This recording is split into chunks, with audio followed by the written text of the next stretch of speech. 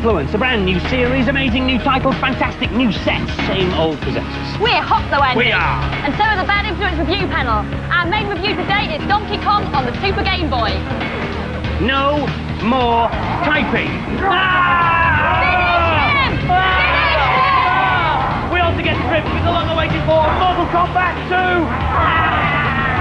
And I've come to Laguna Beach in California to meet the creator of the most exciting video game this year, Earthworm Jim. Hello, slimy Furtlers, and welcome to my new show, my new home in the basement, and my new job as Chief Techie Furtler to the stars. And you'll be excited to know you can now join the Namrood fan club. Just send a postal order for £57 to Namrood, Furtler to the stars, the basement, Bad Influence. And by return of post, you'll get a Furtling anorak, a signed photo of me, and a copy of the Namrood CD-ROM. So, while I'm waiting for all the letters to come pouring in, here's a cheat to be getting on with. It's for sketching on the Mega Drive. On the warning screen, press B-A down A and start twice. Then, on the password screen, enter Liberty, and you'll start racing in New York. Hey! Oh, my first fan letter. Dear Nam, you are sad and pathetic, and I wouldn't join your fan club even if you paid me. Love, Mum. You put me down for life membership. Right, we start the new series with a major breakthrough in games technology. You can now play Tetris in colour. It's all to do with this new bit of kit here. It's called the Super Game Boy, which allows you to play your Game Boy games through the SNES. Dead simple to use. Take your cartridge out, pop the new cartridge in here, slot the whole thing into the SNES, and then the Super Game Boy expands the game to fit your TV and gives it colour as well. How do you make a black and white game into colour? Well, if you look very carefully at your Game Boy games, you'll see that they're not actually black and white. They're 4 different shades of grey, and what the Super Game Boy does is allocate a different colour for each of those particular shades. And it's interesting to see how they come out. You've seen Tetris. This is Super Mario Land. This is Goal. This is Zelda, which is a bit green. And this is Kirby's Pinball Land, which I think looks quite funky, actually. But what if you don't like the colours that the computer selects for you? Well, you can change them. If you just press left and right together on the controller, you can get to this colour palette down the bottom of the screen, and there are lots of different selections that you can have. Each of these 8 selections has 4 palettes, and the 4 palettes have 4 colour options, so there are 32 different options. You can also doodle on it as well if you like, because there's a little paint package here over the side. So by selecting a crayon and a colour, you can draw all around the edge of your game. All very impressive, but is it worth 50 quid? Well, our games panel certainly thought so, but personally, if I had 50 quid to spare, I think I'd spend it on a new game for my SNES. On the other hand, there are quite a few excellent Game Boy games around, and it's great to be able to see them properly. Some Game Boy games are being written specifically with the Super Game Boy in mind, and this is one of the first, Donkey Kong. Donkey Kong is the original video game veteran, having first appeared in the arcades in 1981. In the 1994 version of this puzzly platformer, Mario has to rescue the helpless Pauline, whoever she is, and the game has a massive 104 levels. Not bad for a 25 quid game, but is it as fun to play as the original? Here's Alex. This is a smart puzzle game. The first 4 levels are a bit dull. Once you get through them, things improve dramatically. I'm into the main body of the game now, and this is where the puzzles get a lot more exciting. You can do a really snazzy move on this washing line. If you press up, you spin round and round, and then I can get onto the level above. There's loads of things to do, loads of bonuses to collect. The thing I'm going for is that key. I missed it. You can pick up the bin, kill the pigs, that's loads of fun. This is a bonus level, which really varies the gameplay. This is a fruit machine. What you've got to do is stop the wheels and get the same symbols, and then you win extra lives. I've got nothing. Oh, 1 up. This is a star game, and it looks even better on the Super Game Boy. I'm hooked. I love it. The puzzles are great, and the monkey's real cute too. This is the game to have. It's nearly perfect. And so the final scores for Donkey Kong. Both the boys and the girls gave it a maximum 5 out of 5. Our panel is made up of expert games players who, unlike the journalists who write reviews for the magazines, actually buy games. Now, the mark given by the panel mainly reflects one aspect of the game, and that's playability, or, if you like, the fun factor. Under our new system, Tetris would get a 5. The graphics and sound couldn't be simpler, but it's addictive to play. On the other hand, the beautiful-looking microcosm on the Mega CD would get a 1. Driving a craft that you have very little control over through various similar internal passages is about as much fun as helping Namrood catalogue his Anorak collection. The reason for this emphasis on playability is that nowadays, with all the new hardware around, it's virtually impossible to write a bad-looking and sounding game. It still takes talent, though, to come up with excellent and exciting and fresh ideas. And in this week's American report, Z Wright met one of the best games producers in the world. I've come to Southern California on an important mission to track down the famous games producer, David Perry. He's British. He programmed 2 major hits of the last 2 years, Cool Spot and Aladdin. And he set up his new company, Shiny Entertainment, right here in Laguna Beach. And this is Shiny's first game, Earthworm Jim. Jim is not like other superheroes. He's an earthworm. And this is Dave Perry. He's not like other games programmers. He's very tall.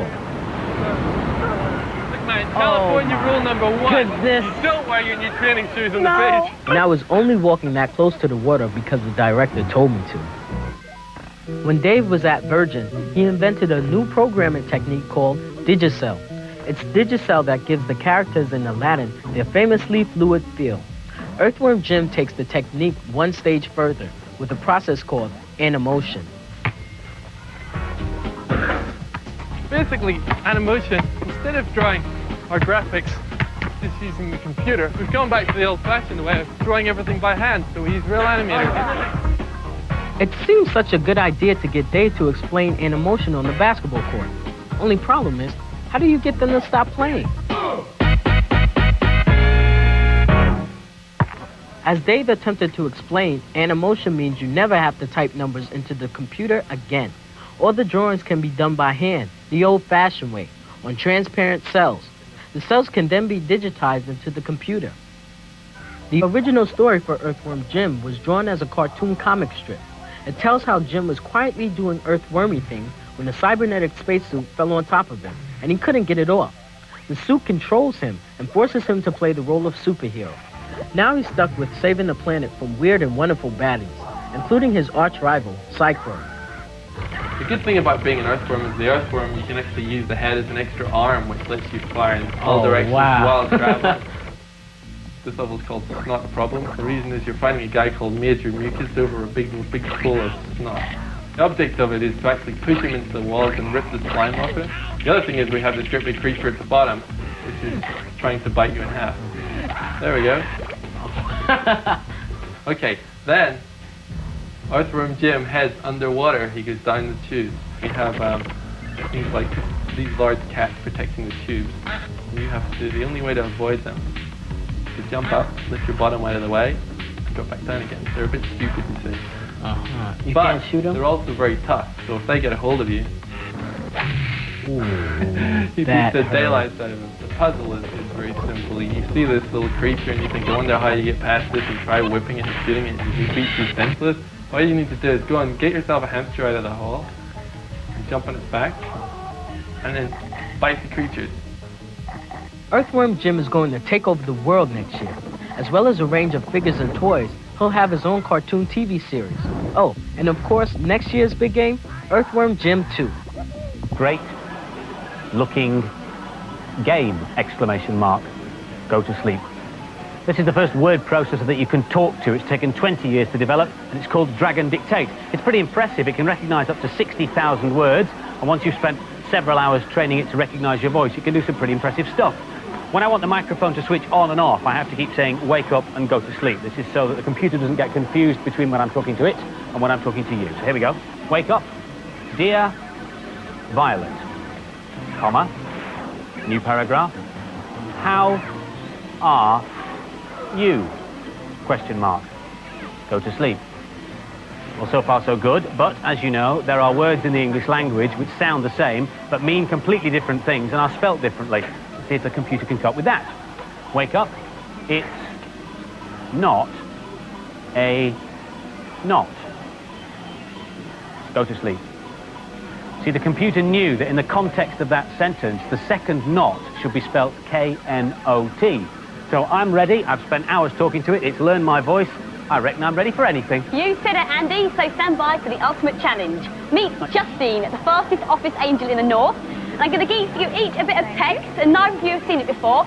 It's the first to finish the text. So, wake up. On your mark, get set. New paragraph. So Justine is off to a flyer. Andy plodding behind it. Fastest. Mind you, Justine is 90 words a minute. I don't think Andy's doing quite that. 100. 10 words a minute, maybe? And who knows? 76. Come on, Andy. Finish. Oh, and that is it, which means April. Prize for Justine. Congratulations. 59. And Andy. At Dixon. Still waiting for all the fan letters to come streaming in. Well, while we're waiting, here's another cheat. It lets you skip levels on Zool 2 on the Amiga. On the intro screen, type in Bumblebee, B-L-E-B-E, and the screen flashes like that so you know that it's worked. Then when you start the game, you can jump from level to level by pressing return. There's all sorts of ways to contact the Namrood fan club. Snail mail, electronic mail, and of course, carry a hedgehog. Thank you, Spiky.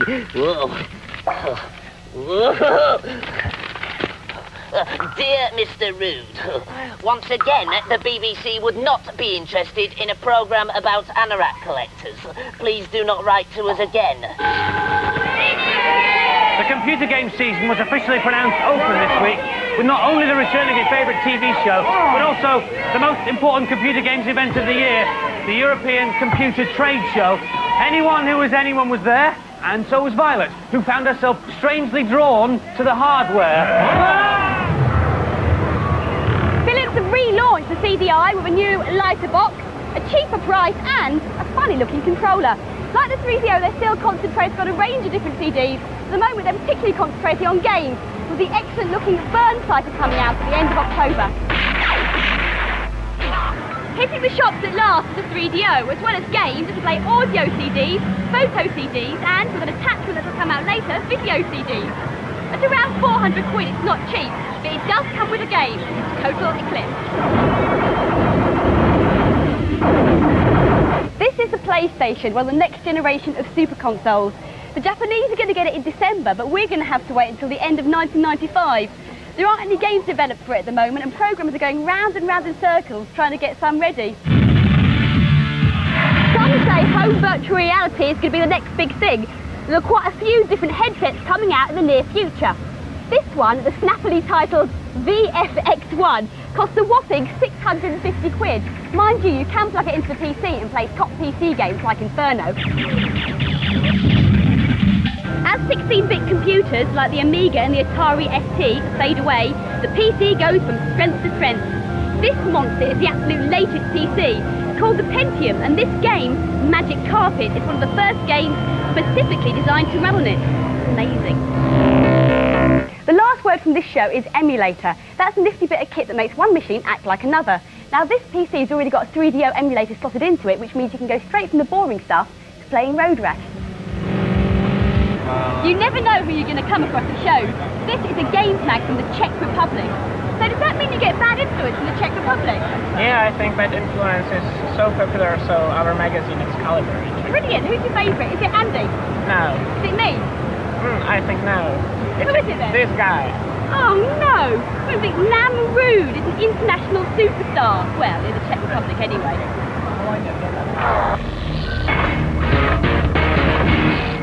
And now for some more games reviews. This is Jungle Book for the SNES, which is also being released on the Mega Drive and Game Boy. The man cub Mowgli is making his merry way back to the village, a journey which involves flinging bananas at everything that moves. There are 12 beautifully animated levels and the soundtrack is excellent. But what's it like to play? Here's Sarah. This is exactly what you expect from a Disney spin-off. It looks and sounds great, but there aren't many surprises in the gameplay. The first time you see each level, you're just so amazed because it looks so good. But the more you play, the more you get bored because you basically just keep bouncing around, killing and collecting things. Here on one of the levels, which is brilliant, you have to try and kill the end-of-level baddie, which is Car the Snake. You just have to keep aiming for his head because you can't escape his gaze, he just keeps killing you. You can't fault this on looks. but the gameplay leaves a bit to be desired. It's fun to play and it looks tops. What more do you want from a platform game? The picture's great, but after a while I got a bit bored. And the scores for Jungle Book. The girls gave it an average 3 out of 5, but the boys went one better, 4 out of 5. Look out, Street Fighters. There are 4 new challenges to your crown. Super Street Fighter 2 for the Mega Drive features DJ, T-Hawk, Fei Long, and a British girl called Cammy, who incidentally is played by Kylie Minogue in the upcoming movie. There are some new moves for the old characters, and new modes like Time Challenge, which tests your speed as well as your fighting skill. But apart from these minor tweaks, it all looks rather familiar. By the way, you should shop around if you're going to buy this one. The recommended price is 60 quid, but you can get it for less than 45 in some shops. Here's Sir Hale. For £60 I was expecting more in the way of new improved bits, but the new characters are fun to experiment with. Cammy is easily my favourite of the new characters.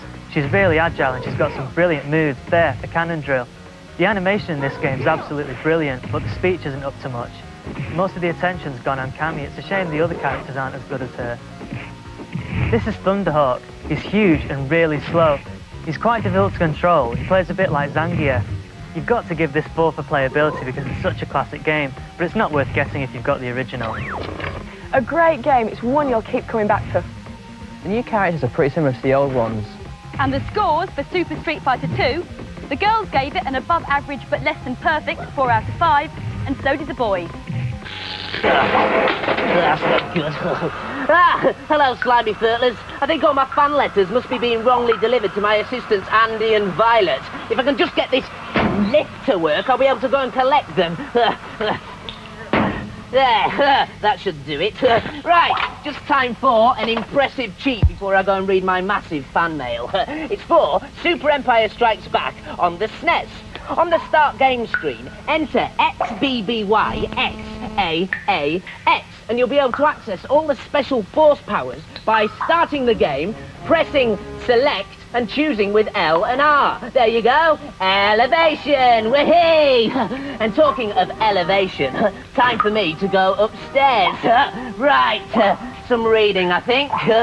Look, 3rd floor. Hey, here we go. Can't wait to see all these.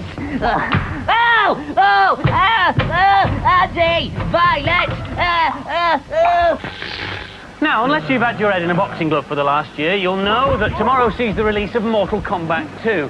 Baraka and Raiden are 2 of the characters of Mortal Kombat 2. Guys, welcome to Bad Influence. So, why did they choose you? Raiden doesn't need an invitation. Oh, that's what I'm glad we've got that sorted out. Mortal Kombat is just one of the latest games to use digitization. So, apart from standing in front of a blue screen, what else did you have to do? In order to learn the secret of the blue screen, you must go at it with a round with me and Baraka. Best of fun. And now it's time for this week's competition. The prize is a SNES, a Super Game Boy, and copies of Donkey Kong and Tetris 2. And the question is, in which country was the original Tetris created? Phone in your answers on 0891 555 999.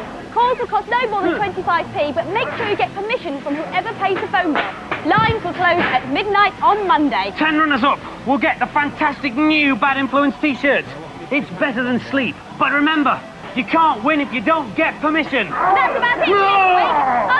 Excuse me. And you. We'll finish with small clips of Mortal Kombat 2, which we'll be reviewing properly next week, and we'll see you then. Bye-bye. Bye.